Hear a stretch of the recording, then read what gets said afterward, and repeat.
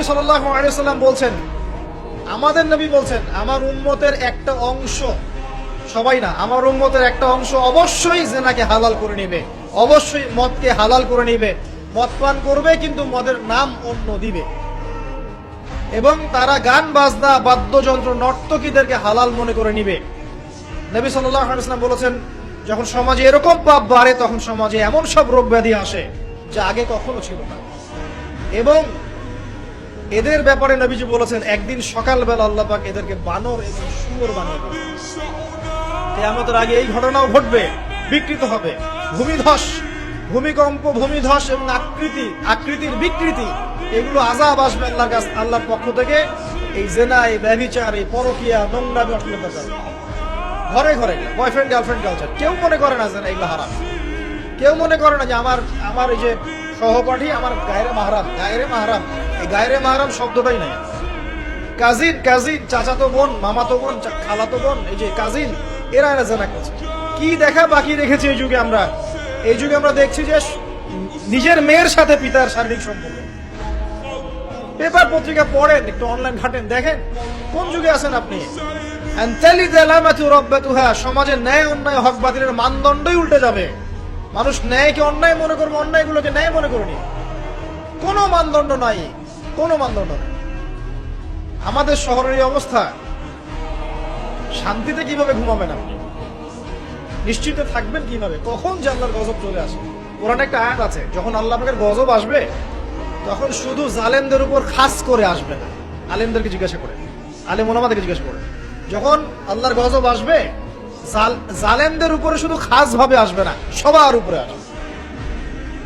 আমি খুব ভালো মানুষ, ওয়াজ করছি, নসিহত করছি, পার পেয়ে যাবে এমন ভাবার সুযোগই নাই। আপনাকে আপনার সাধ্য মতো অন্যায়ের প্রতিবাদ করার চেষ্টা করতে হবে। লাতা'মুরুন্না বিল মা'রুফ, নবীজি বলছেন, অবশ্যই তোমরা সৎ কাজের আদেশ করো। ওয়ালা তানহাউন্না আনিল মুনকার, অবশ্যই অসৎ কাজে নিষেধ করো। আও লা ইউশিকান্নাল্লাহু আন ইয়াবআসা আলাইকুম ইকাবাম মিন, অন্যথায় আমি আশঙ্কা করি তোমাদের উপর আল্লাহর পক্ষ থেকে বিশাল গজব আসবে। সুম্মা তাদউনাহু, এরপর তোমরা সবাই আল্লাহর কাছে দোয়া করবে, আল্লাহ গজব সরিয়ে দাও, সরিয়ে দাও। লা ইউস্তাজাবু দুআকুম, তোমাদের দোয়া কবুল করা হবে না। এখানে ওই শাস্তিটা না বলে সামনে যেতে পারছি না।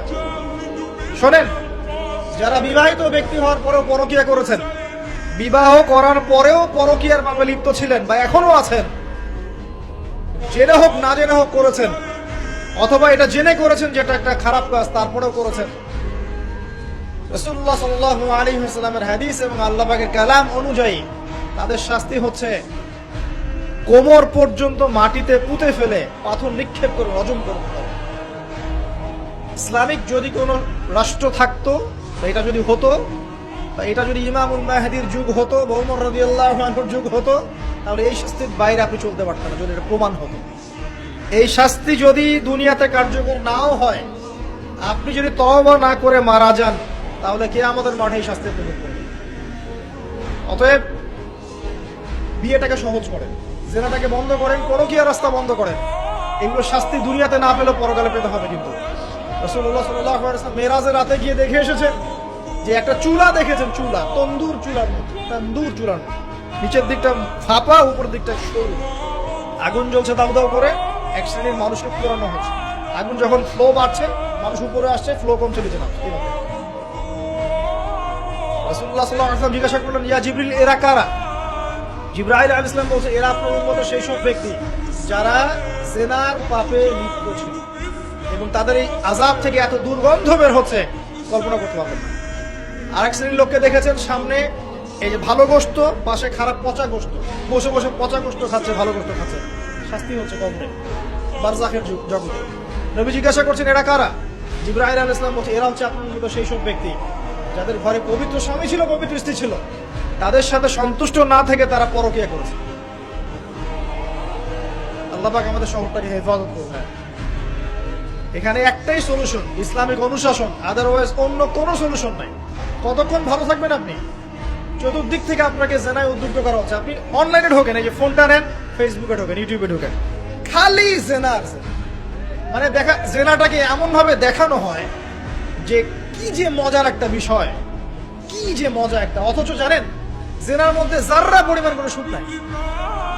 আপনি হালাল ভাবে বিয়ে করেন, আপনি যে সুখটা পাবেন, আপনি শত শত জেনা করলে সে সুখ পাবেন। আসসালামু আলাইকুম রহমতুল্লাহি তাআলা ওয়া বারাকাতুহু। ভিডিওটি যদি আপনার কাছে ভালো লেগে থাকে অবশ্যই লাইক কমেন্ট শেয়ার করতে ভুলবেন না। আর এই ধরনের নতুন নতুন ভিডিও পেতে আমার চ্যানেলটিকে সাবস্ক্রাইব করে পাশে থাকবেন।